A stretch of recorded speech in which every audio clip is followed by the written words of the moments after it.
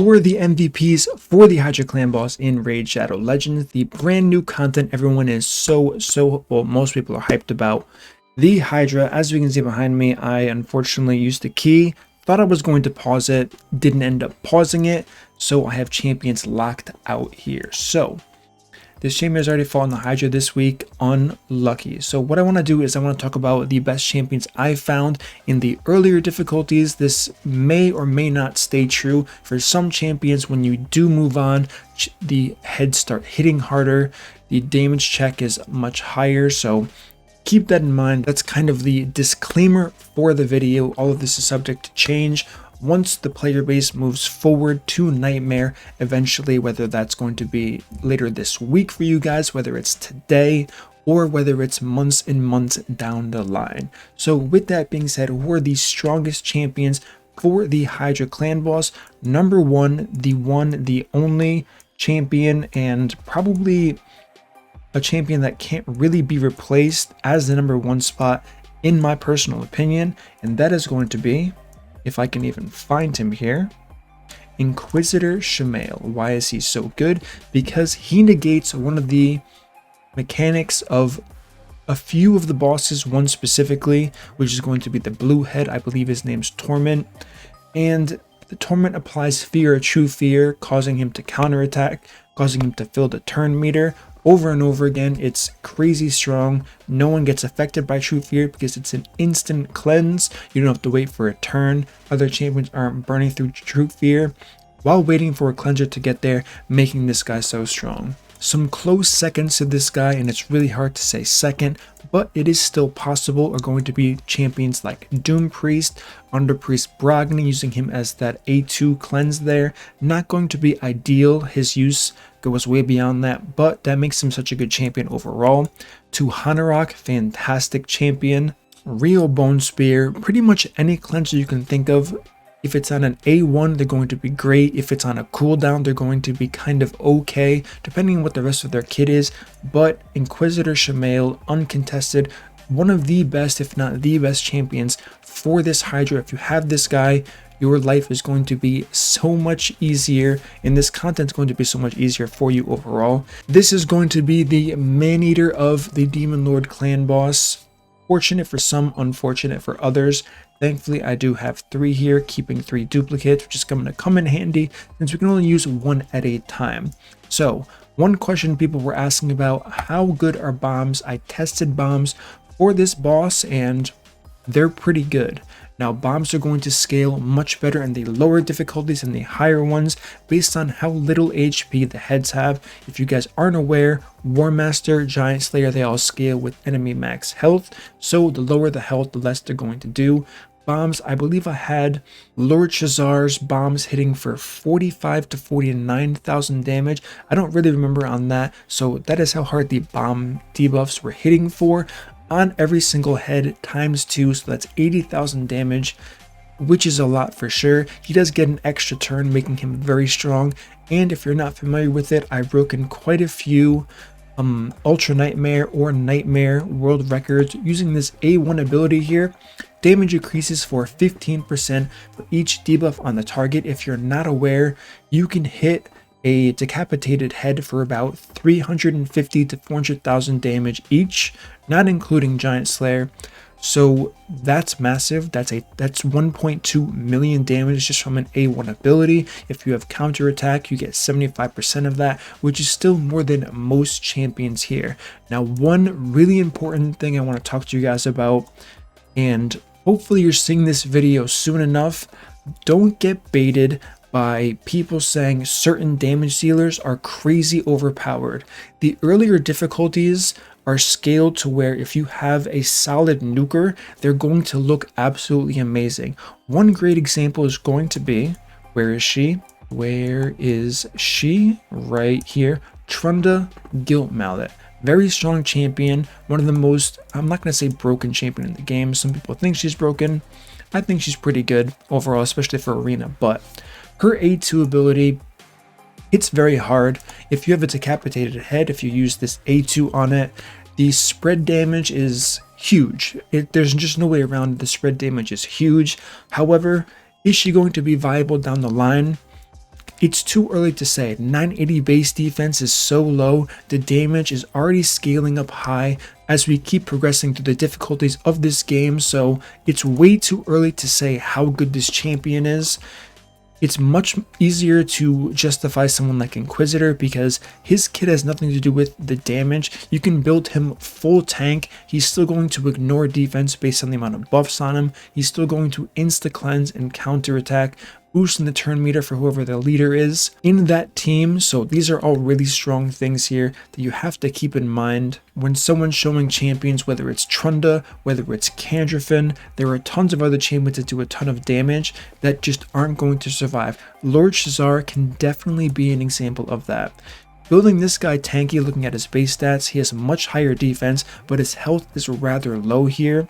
So while you do have the advantage of defense, I mean, we are in a shield meta, which is unfortunate for Lord Shazar. He has an extra turn. You would have to turn this off, rely on increased attack and block buff from another source here, or just skip and go without it. So these are all examples of champions who look absolutely insane in the lower difficulties, but if you invest in them just for this, I mean, Trunda, of course, you're not going to invest in a Trunda just for the Hydra. She's very good in arena as well. The builds will definitely be different if you want to maximize the potential of a Trunda in the Hydra, but don't get baited by champions like this who seem completely busted. They're not that good, trust me. Once we get down the line, you will see that for yourself. Another champion who is very strong that I can't show you because she's locked is Lady Kimi. We had a guaranteed Lady Kimi event. People might have been like, she seems okay. Now you're going to regret insanely the fact that you did not go for Lady Kimi. Decrease accuracy, increase accuracy on your team, decrease speed, block buffs, increase speed. This champion adds so much to your team. And unfortunately, like I said, I really missed out on this and could have done much better had I not misclicked that button and ended my key. So I don't have a duplicate of her, so I'm going to be lacking a major tool. Hopefully I find someone close to this champion down the line. Next champion is going to be Krutraxa. She pairs very well with Inquisitor Shamael, but once again, many other champions will as well. Krutraxa specifically has a hard-hitting extra turn ability. She has a 4-hit A1, which scales with Giant Slayer, of course. So her getting all of these turns is going to make her an incredible damage dealer. Now, another duo that shocked a lot of people when I talked about it is going to be Venus and Cupidus. Venus, defense down, weaken, poison on the A1, partner bonus removes all buffs from all enemies. Now, why is that going to be strong? It's going to be strong because, like I just showed you guys in the last video, which was an overall guide to the Hydra, how to beat it, kind of a rundown there. Even if you bring a block buff champion, you always want a backup plan just in case, or you're going to have to RNG your runs over and over again until you get the perfect run where you can use it as a key to get your top chest for whatever difficulty you're doing. So keep this in mind here, but this is why Venus and Cupidus duo is so strong. Cupidus hits insanely hard, and he's another champion that, yes, I can see maybe he's only good in the earlier difficulties, but one thing about that, him with Venus, it's really hard to say this duo is going to fall off at any point in all of the difficulties because of how strong both of their kits synergize together, especially if you have Inquisitor Shamael there. He's going to be AoEing over and over again, making your team incredible. Now, another champion that is very strong is going to be Norog here. For the passive, Norog is going to fall under the same category as Duchess as far as reducing damage here. Both of these champions are viable. In Norog, you do get block buffs. In Duchess, of course, you get a speed aura as well as a revive, making them strong champions. I do know I'm talking about only legendaries at the moment, but we are going to get onto the other champions here. Ninja, insanely strong damage dealer. I was getting crazy numbers out of this guy as we did progress further. He's another champion that I do believe is going to fall off as we do get into more advanced difficulties of this, because he is not a very tanky champion. Looking at his base stats, 947 defense, 1600 HP, not the worst HP, but still on the lower end here. And then we finally have Underpriest Brogni, pretty much the god of Raid Shadow Legends here. I know everyone who doesn't have him is really suffering right now. and really wishing they did go for him. We have block debuffs, increased attack, shield that can't be removed. We have a passive that also synergizes with Inquisitor Shamael, where if an AoE comes out from a target that applies debuffs, and it is going to apply a debuff on all of them, he is going to reflect all of those counterattacks, proccing Inquisitor Shamael, making him that much stronger. We do have an A2 here, removing one buff from all enemies, removing one random debuff from all allies, increasing the value of shields. I'm sure we've seen this in the Infinity team, as well as an HP burn and pretty decent, if not fantastic, base stats on this guy. So he is another MVP of the Hydra clan boss in the right team here. Now, one thing I'm not going to do is I'm not going to start building teams for people, because I can build a team, say this team is great, it's going to work fantastic. If you don't have one of those champions, you're going to say, well, I don't have this champion, can I use this champion instead? And it's not going to get anyone anywhere, because you might really need whatever that 6th champion is to make the entire team complete. I said this multiple times on stream. All of the teams I was testing, all 6 champions had a very, very specific role. Removing one of them would have exposed a major flaw to the team, and it would have been literally an unviable comp to bring to Hydra. So with that being said, I'm going to be going over these champions one by one here. Contra is a very strong champion as well. Just taking a look at her kit, she doesn't care about weak hits. She gets bonus stats based on the amount of debuffs. So very strong overall champion. It is a bit RNG if you think about it as far as what debuffs she's applying, but you can absolutely use her to your advantage here. Champions that steal buffs can also be strong. Moving on to a champion like War Chief. Although it is single target, all you need is a single target steal.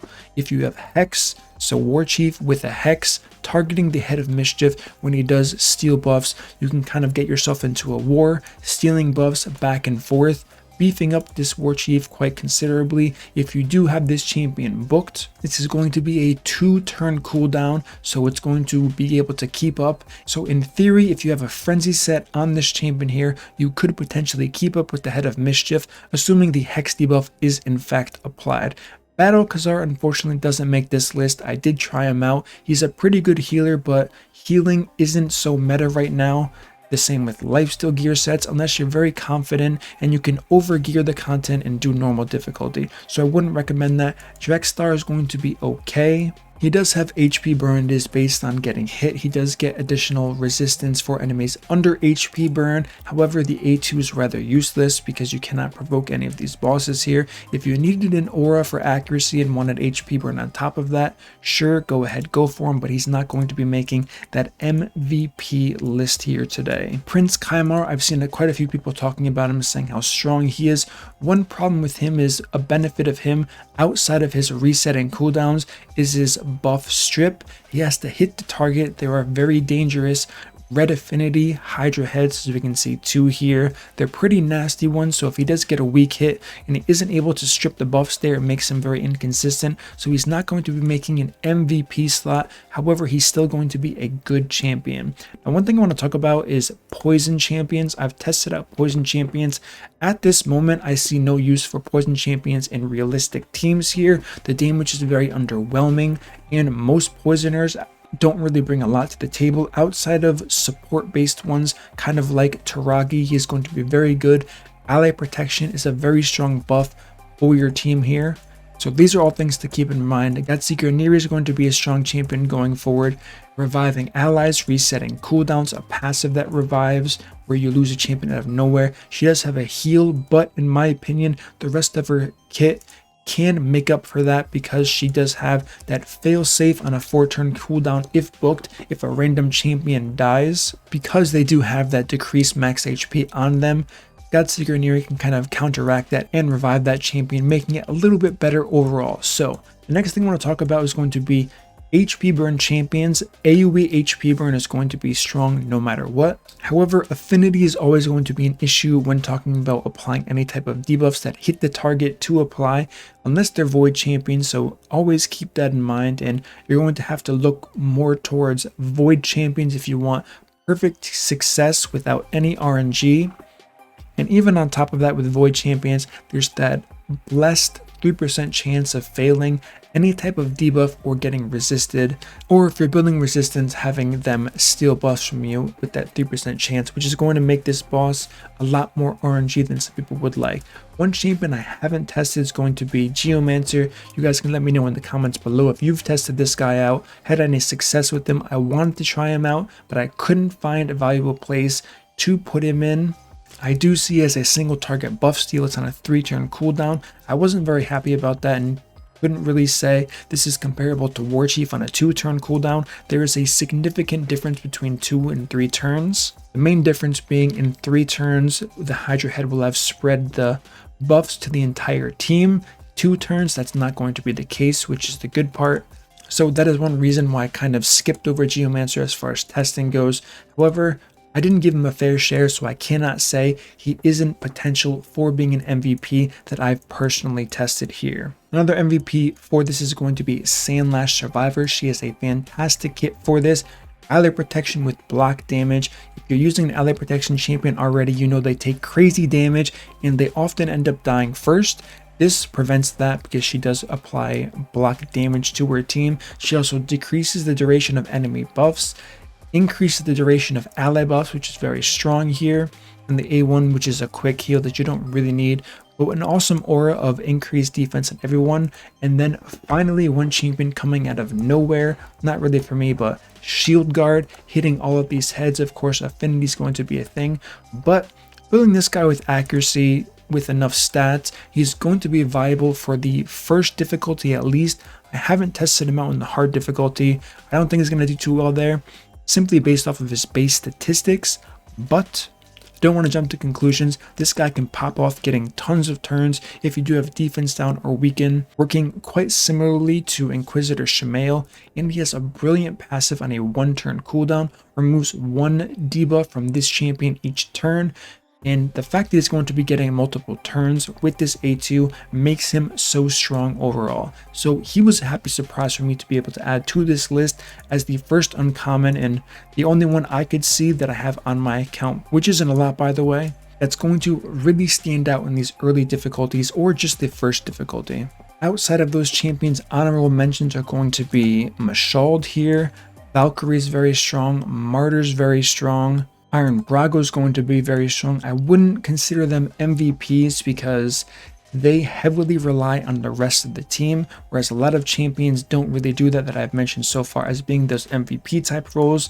Tyrant Ixthamor is going to be very strong. If you can find a use for an ally attack champion, they can also have huge benefit to your team as well. Gerptuck can be a really good asset if you can survive and be able to equalize your team between the poisons he's applying to you. He has a block buffs where it doesn't have to hit the target, meaning no weak hit can happen, as opposed to Norog here. And one important thing I want you guys to keep in mind, of all the champions I'm talking about, look at their kits, look at what they do. If you're wondering if a champion that you has is going to be good for this boss, while they may not be an MVP, if they have similar skills and a similar kit to the champions I'm describing now, if you put them all together, give them a shot, put them in a team, run it against the Hydra, and you're probably going to do pretty well because what I've been showing you, I've tested already and I've seen incredible results from them.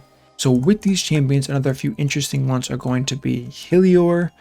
Warlord is interesting. He's more of like a sustained healer type champion with the shield. The A3, not really much there besides if you wanted to build them for damage, which I probably wouldn't do that. But you also have an A1 extended duration of debuffs, which can be strong if that debuff is in fact block buffs. Blind Seer being pretty similar to Warlord, probably better in my opinion here. We have a triple hit A1 for that chance of Giant Slayer. We have block debuffs, but we have a shield instead. And I did already say that we are in a shield meta right now, which is strong. We have a revive here. It is on kind of a long cooldown, but it does provide block damage just in case one of the heads is going to get a turn right after you get revived.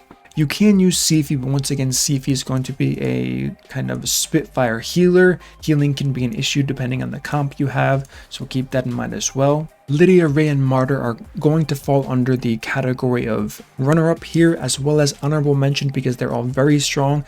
Lydia is pretty much on the cusp of being an MVP. She's a crazy kid. The only reason she's not is because champions that do what Lydia does, specifically Venus, and pretty much only Venus, is a little bit better because she is going to be removing all buffs, which is crazy for the Hydra. So while she does have a strengthen debuff, you can actually deal with getting that weakened. Just make sure you have block buffs or some type of cleanser for that. You're going to be game set match for the rest of that. So that's kind of my MVPs so far. This is all subject to change, of course. Let me know who I missed. Who have you guys found that have worked incredibly well for you all, whether it's a legendary, epic, or a rare. As always, guys, if you enjoyed this content, smash that like button, subscribe, turn on the notification bell so you don't miss my next video, and I will see you all in the next upload.